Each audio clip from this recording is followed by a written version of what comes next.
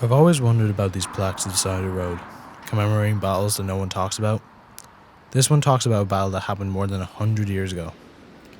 I'm going to talk to some historians who will better explain what happened. The Inch ambush occurred during the War of Independence.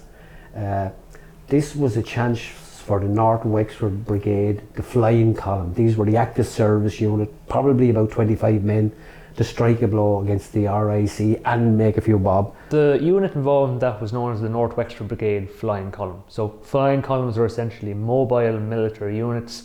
Their main aim was to harass the British forces constantly. The Flying Column, they were also known officially as Active Service Units, ASU for short, and they were constantly on the move, doing various raids, ambushes, and they're mostly primarily made up of men that were on the run, men who couldn't stay at home or stay in any one place for a long period of time.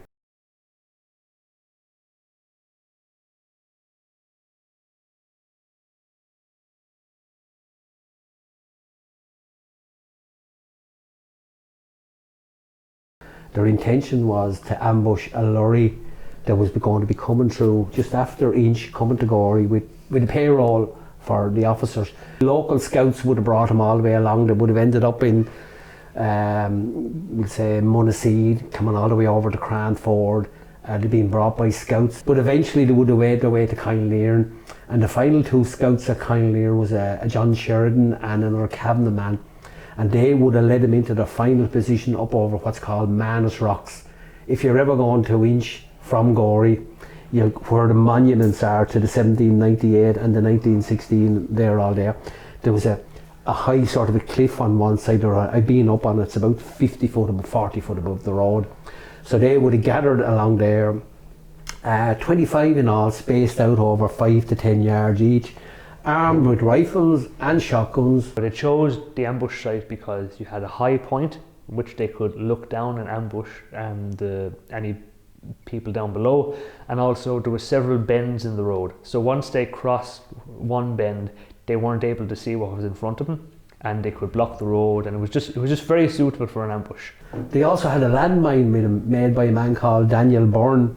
Now the landmine they had intended to place on the road, so that when the lorry drove over, and then that would have caused all sort of mayhem.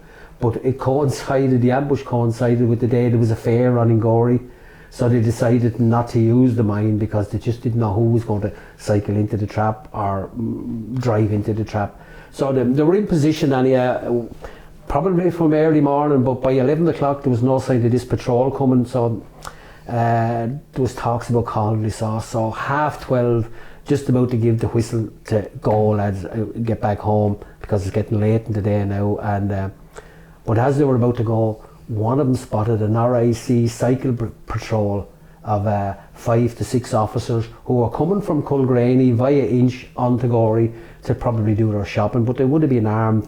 So there was the Sergeant Dolan was first, then there was another constable, and then there was a young auxiliary constable called Frederick Dupree. He was an English chap and he'd been stationed in Gorey, but now he was in Culgraney, and then there was 2 more to the rear.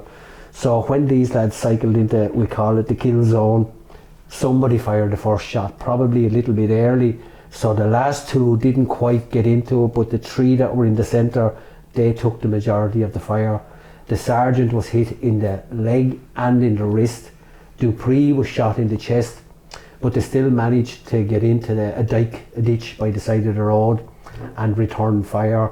And eventually I think the local unit had decided, well, we've done enough now, we didn't come for what we wanted, but we've got something. So they whistle went, they withdrew, firing stopped. The column quickly moved off because that was their tactics, hit and run, and they were also very much aware that the garrison in Gorey, which came with armoured cars and everything else, was on their way back out. But the interesting thing about the Inch ambush is that that single event was like a domino effect that led on to several other incidents in the county afterwards. The other 2 had got back to Inch, signal leader Arklow or Gorey were after running into an ambush. From there, the lorry load would have come out and went searching for these lads, but these were gone. But this young Dupree, on the day he was being returned, his body was being brought back into Gorey. Word went to all the shops in Gorey You have to shoot. You have to shoot. And we want one person from each household to follow this funeral to show you're loyal and all. So that's what happened. The shops closed. One man didn't remove his hat and he got a box in the face for himself off one of the soldiers.